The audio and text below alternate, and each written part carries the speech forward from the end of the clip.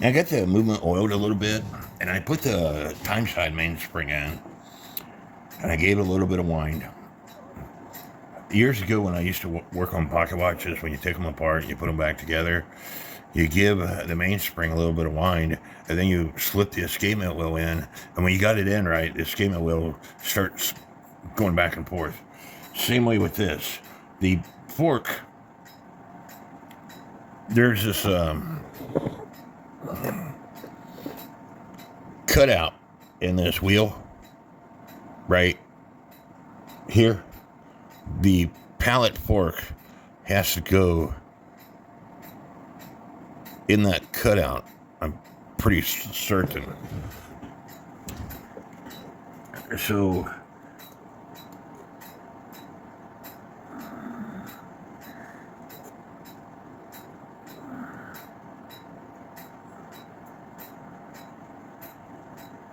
you might have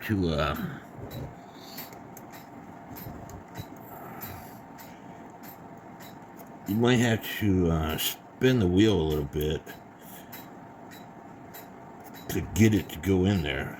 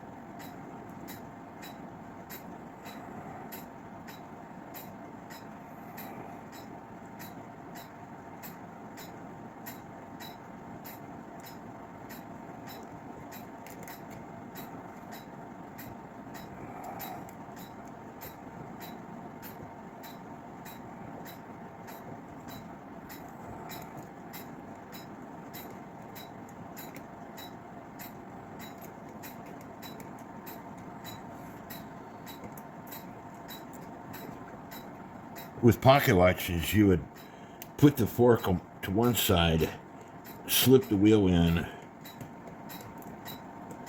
and it automatically went where it needed to go.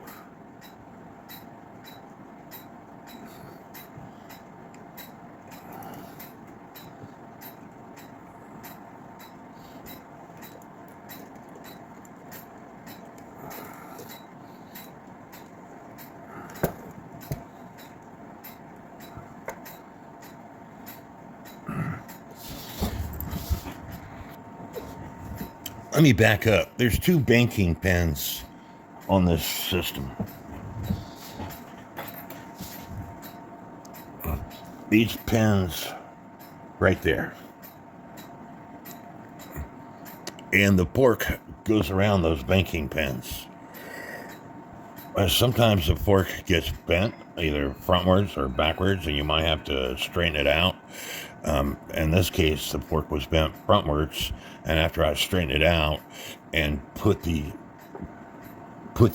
up against the movement, it started taking off.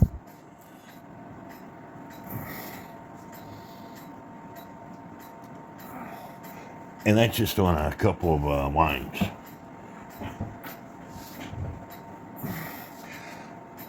It's 4:15 in the morning here. I need to get some sleep. I hope y'all are enjoying this video.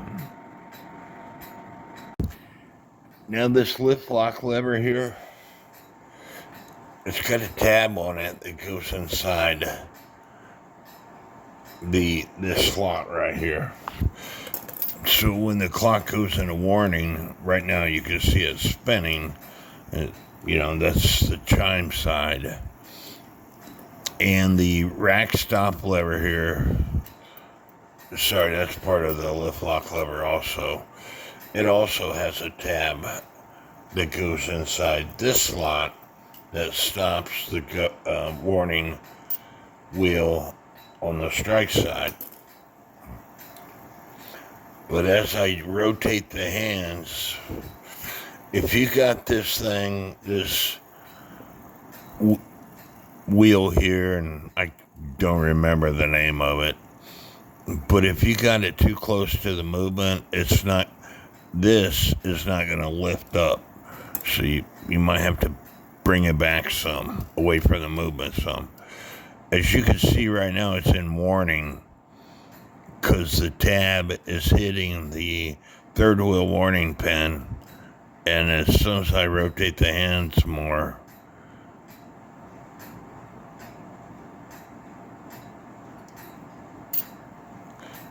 it's now chiming.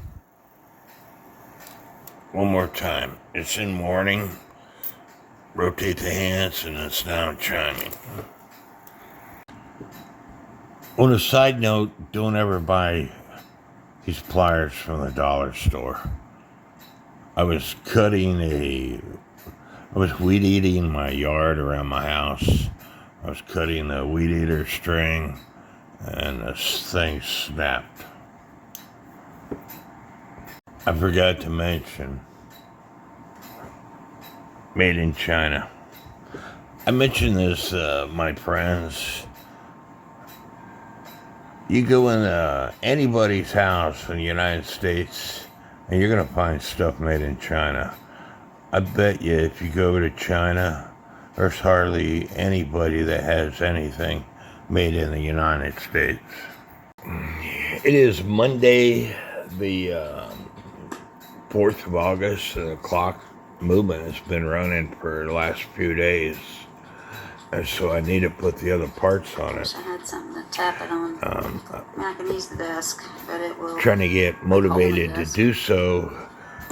I'm taking a break and I'm watching a video that Cheryl Adair with Adair's Repairs. This is her latest video where she's working on a Hamburg American clock company, time only, porcelain clock. If y'all haven't subscribed to her channel, please do so. She is a lot better teacher than I am. I'm looking at where the little hole does is. a great job researching history. So I'm giving myself a reference point. This at 12 Not only o'clock. researching the history, but she'll sit there and study a movement and make little drawings, which helps her put the movement back together. She'll study it a lot. And she has the KWM reamer bushing set. She's invested quite a bit of money into repairing clocks. And I'm all for that, if that's what you want to do. If that's what helps you out. But she's a really good teacher. So,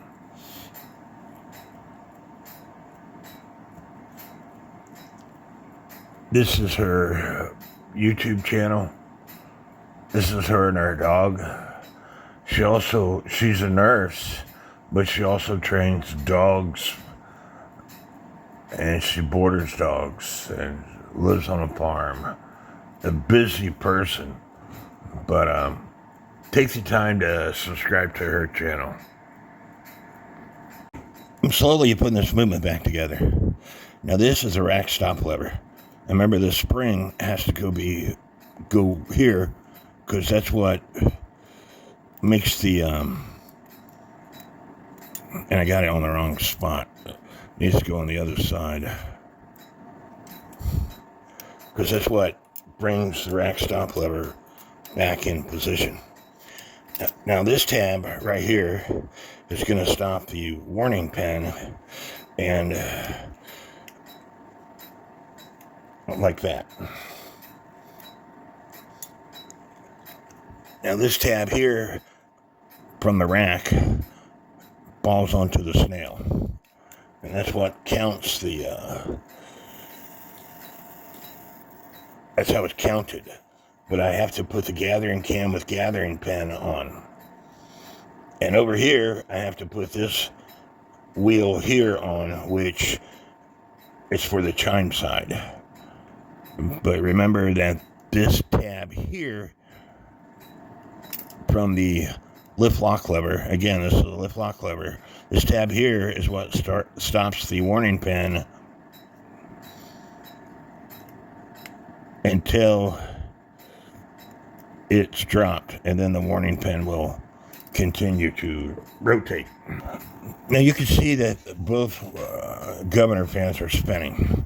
On the strike side, once the rack is lifted and the rack stop lever comes forward, the pin stops the warning wheel, and that will stop it from continuing to spin. But over here on this side, it's a little bit different story. I need to put some more parts on. Now, I just got through striking the quarter of the hour. This great big long section here is the hour strike, and then this little section is a quarter hour strike. If this cam here is too far back, then this lever right here cannot drop.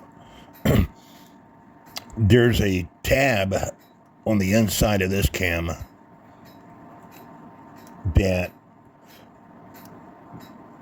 catches this hook right here. I'm sorry, that catches on the inside of this lever here, which stops it from continuing to chime. So if you watch all that, it drops, it's not chiming. That was a half-hour strike. Here's a 3/4 of the hour strike.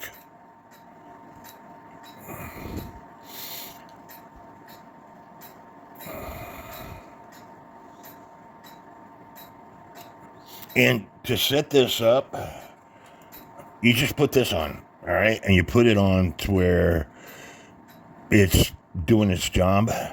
And then you loosen the screws on this cam and you rotate it one way or the other until this pin falls immediately after it strikes. And so again, the only wheel that you have to worry about adjusting is this one. Put this one on. The only wheel you have to worry about is adjusting is this one. And I don't know why this one has this extra pin on it. This movement doesn't have an extra pin on it. It only has the one pin that catches right here to prevent the chime from continuing to play. Why this one has an extra pin on it? Maybe it was repaired at one time, and I don't know. I can't answer that. Maybe somebody else will be able to answer it, but I can't. Here comes the hour strike, and on the hour strike, because it has this long section right here, it's going to lift this section to lift this rack stop lever out of the way, and the tab here will prevent the warning pin from rotating until it's done chiming and this drops, which will allow it to strike.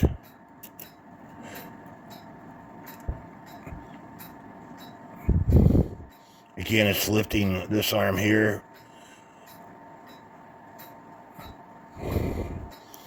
There's in warning, there's done chiming, and now it's striking. The only reason it's not striking is I haven't put the gathering cam with gathering pin on yet. So that's what I have to do next.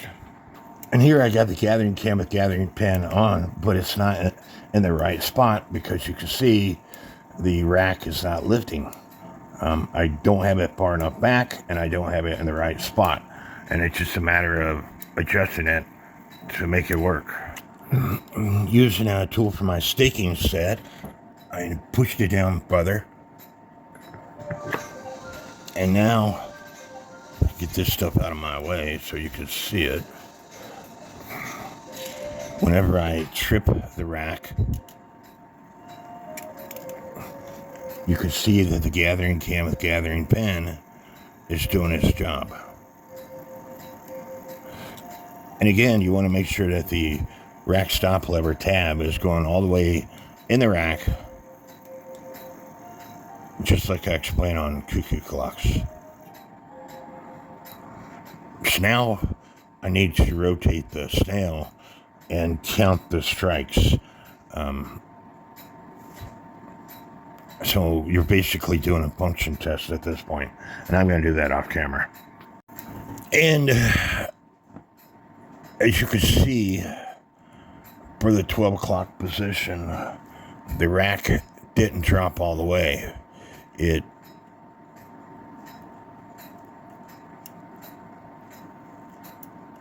that out of the way.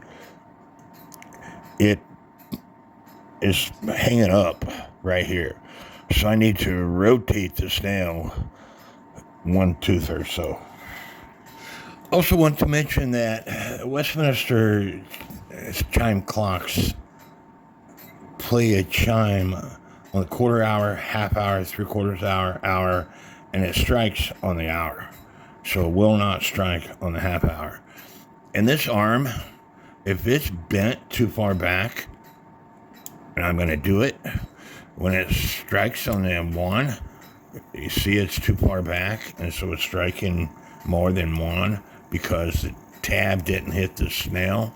So you have to adjust it so it hits the snail.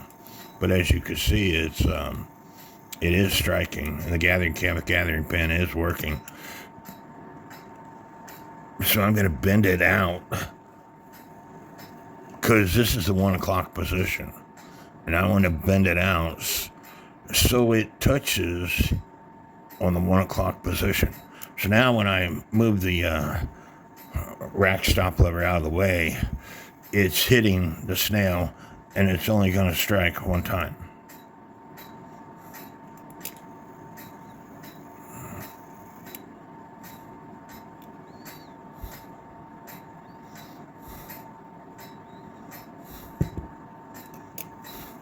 I think the gathering pin needs adjusted because currently it's still got the rack lifted.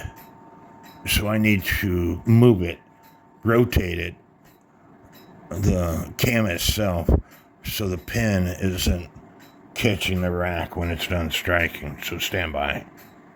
So now you will see that the rack is actually hitting this tab on the rack stop lever, and the pin is not catching the rack teeth when it's done striking.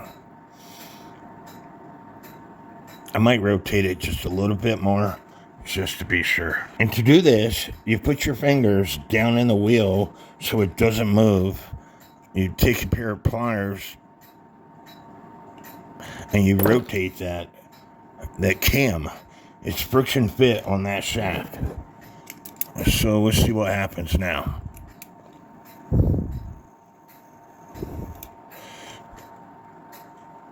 That's better. I think the pin is actually bent just a little bit, so I'm going to straighten it out, and hopefully I don't break it when I do it. So I'm just going to grab one of my staking tool sets and stick it down there and bend it.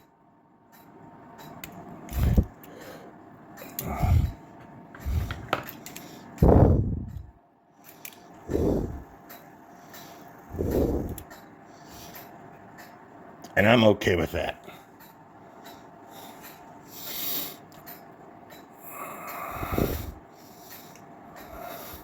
Everything's oiled. The only thing I need to put in place now is the hammers themselves, and then adjust the hammers. So stand by. You remember my screws were in this tape for the hammers section. Now this wheel here is important. Got the hammers on for some reason, and I think they probably use this for other stuff. This is a threaded hole. It's the same way on this movement. There's a threaded hole right here, and it doesn't pertain to this, but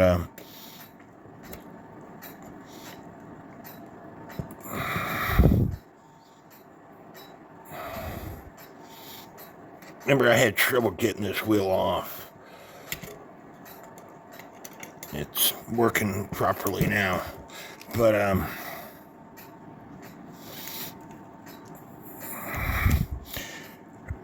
what you're what you're wanting to see on the quarter past the hour, and I don't know whether it goes 1, 2, 3, 4, or 1, 2, 3, 4, but on the quarter past the hour, the hammers on the Westminster chime will go 1, 2, 3, 4, and the other hammer is not used.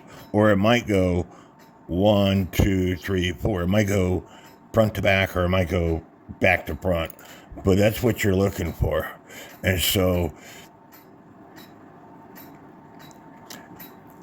it just got through striking a quarter past the hour. So I'm going to take this wheel away, and I'm going to rotate this.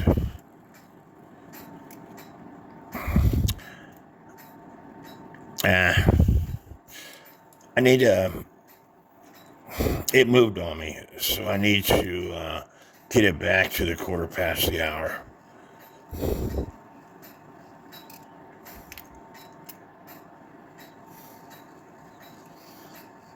And I'm not worried about the hammers right now. I want to get it to the quarter past the hour and then prevent this thing from rotating on me. And some clocks, the way they're set up, it'll automatically get back in sequence in case it gets out of sequence.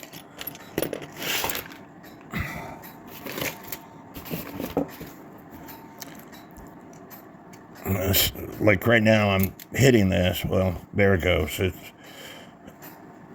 finally going.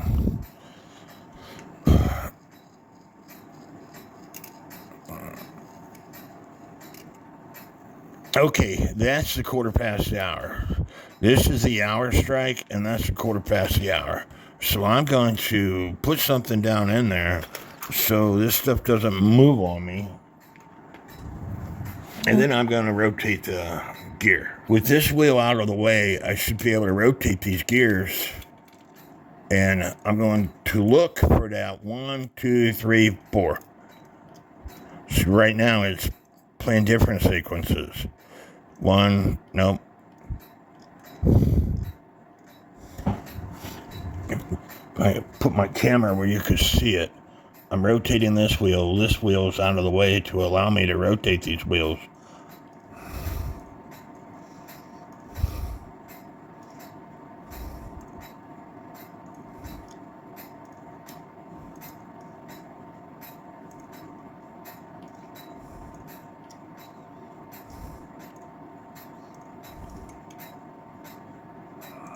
Right there's 1,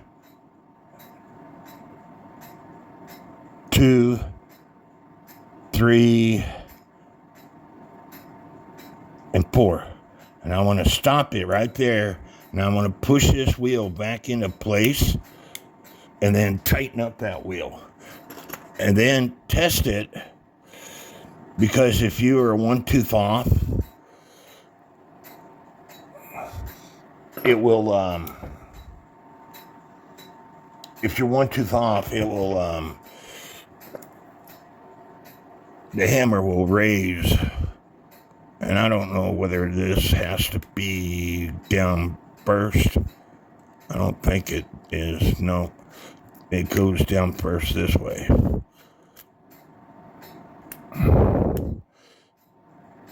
But I want it away from the plate.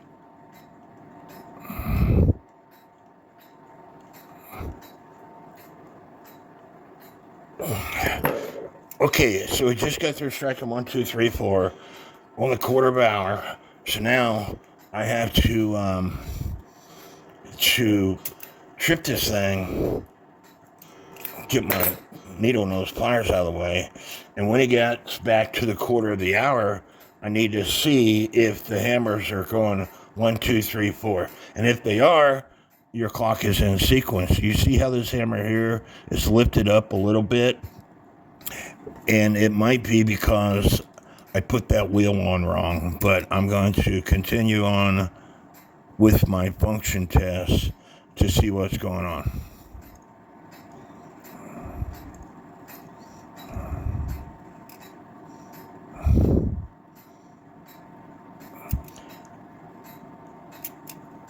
Here comes the hour strike.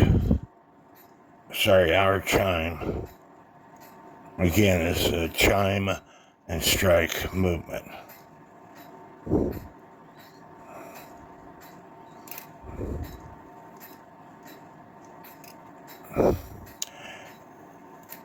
And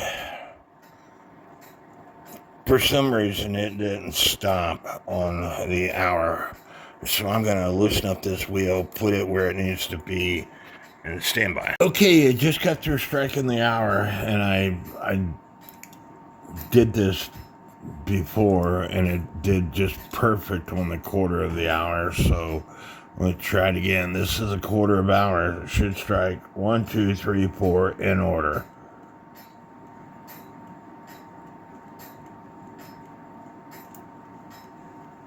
One, 2, 3, 4. So that was perfect. So it's all set up. So now I need to put the movement back into the case after I clean up the case. Now this is Old English dark cover for scratch cover for dark woods, and I put some on it, and it doesn't work. And this is a permanent marker, and you can see that the permanent marker is doing a better job than the Old English scratch cover. Is it going to be perfect? Nope. It's missing a layer of wood, but it's going to look a lot better than what it did. And if I wait and put another coat on, it'll look better.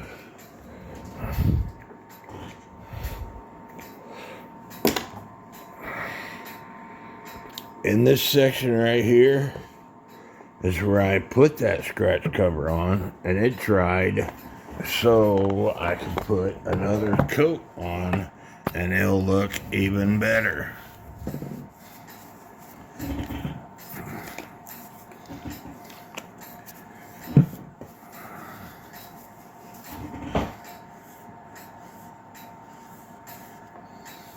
But you have to be patient, and I'm not a very patient person when it comes to working on clocks, because I want to hurry up and get it done and go into my next clock. So I'll let that dry, and hopefully it covers it up better than what it was. And I might have to put another coat on it. Here I poured some out. I'm going to give that a little bit of time to dry. Maybe I'll soak in the wood and go from there. This movement was made in 1973. This case was made in 1977. So they might have had extra movements to put into overstock on movements to put into this case. And don't forget this arm, because that's what lifts the hammers on the hour. You can see that the hand is not exactly where it needs to be, but this hand has a bushing on it. And they make a tool for this. However, you can put a pair of pliers in this and rotate the hand. Try it. I rotated it too much, so take it back off. Put the pliers in. Rotate the hand, stick it back on. Almost there.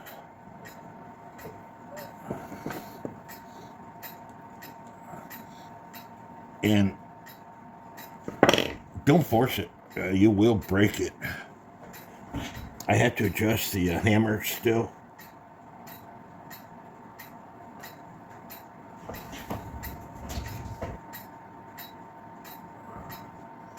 And like I said, I believe this clock has a system on it where it automatically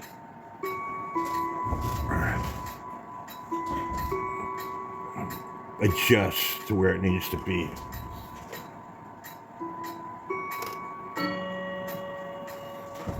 There it's striking the hour, but I need to adjust the hammers and adjust the hands some more. And I don't really like these wire bending tools because sometimes they fit and sometimes they don't, but I'm going to try to adjust it with this.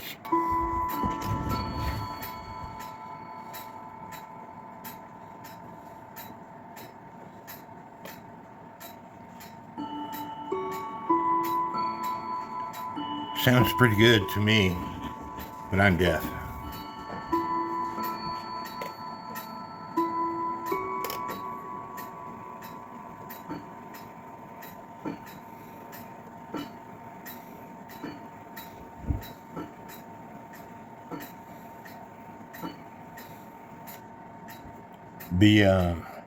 The lever that I told you, make sure that you put it on, which lifts the hammers. I don't think it's quite adjusted right.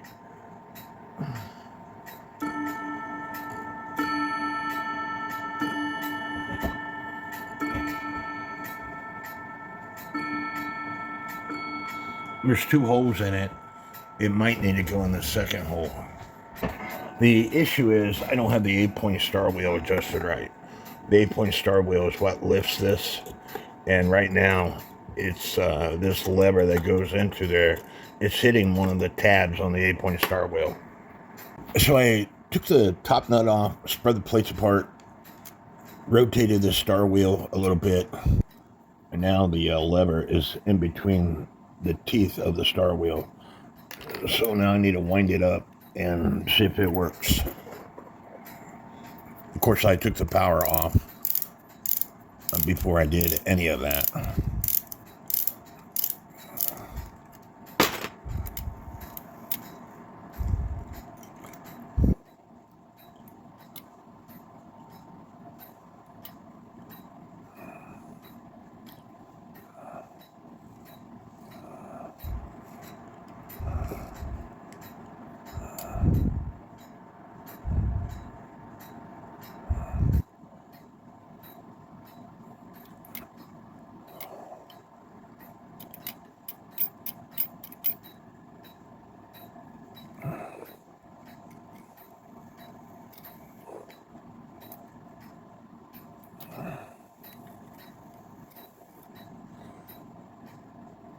Now it's lifting better.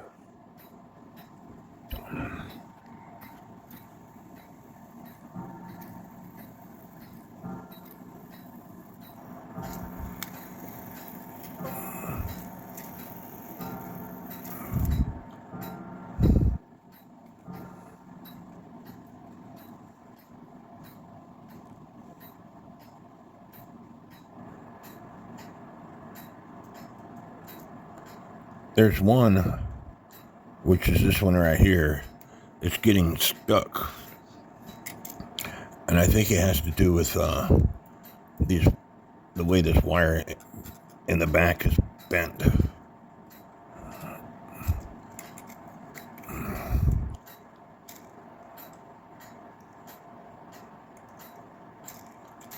Now it seems to be better.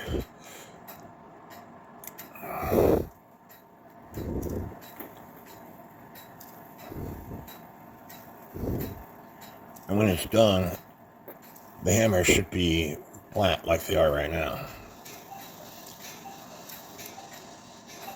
Which it is. And that's because hopefully you can see this lever right here is in between these star wheel teeth. Where before it was catching on one of those teeth.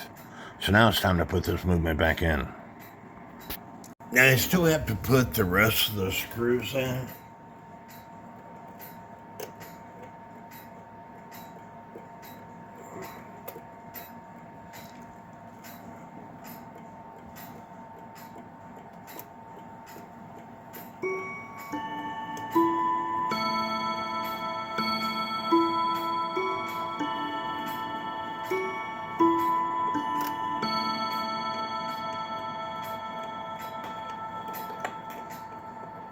Sounds a lot better. And this should be the strike. On top of the hour.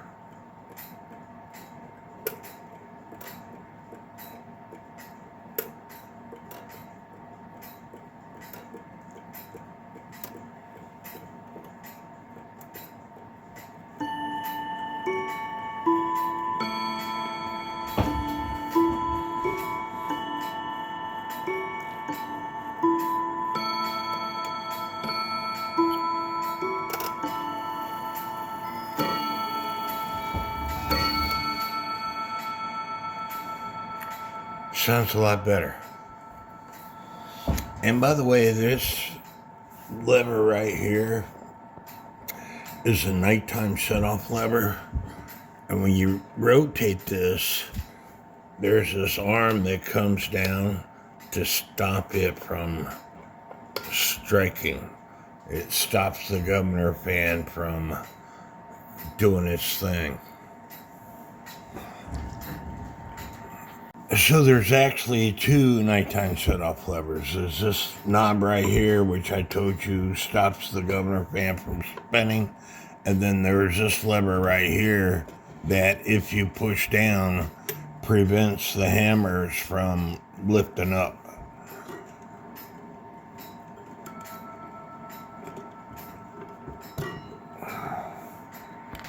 And again, that's where you would keep your key. I tried sanding this and then putting some of this Old English scratch cover on it, and it still doesn't darken it like I want. It's getting better, and that's because I'm using Sharpie markers on it. And this right here, I guess I need to take the time to scrape all that off. I think it might have been a label at one time. I think it probably had a plaque on this at one time saying this is presented to such and such on their retirement party or something. And like I always try to do, is I'm going to show you what the clock is selling for. Here's one that sold on August 2nd for $80 to include shipping. Here's one that sold for $200 to include shipping. Here's one that sold for $180 to include shipping.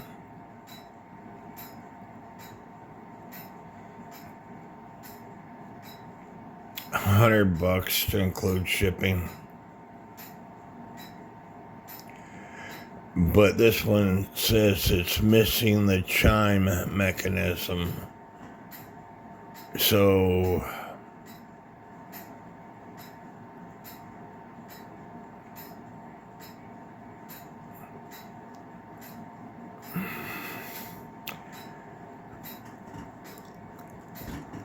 between $80 and $200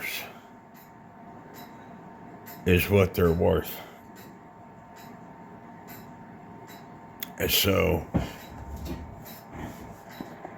anyway, I hope y'all liked this video. Please leave me some comments. Please subscribe to not only my channel, but to all the other channels mentioned in this video. And I hope this video has helped you out. And may God bless each and every one of you.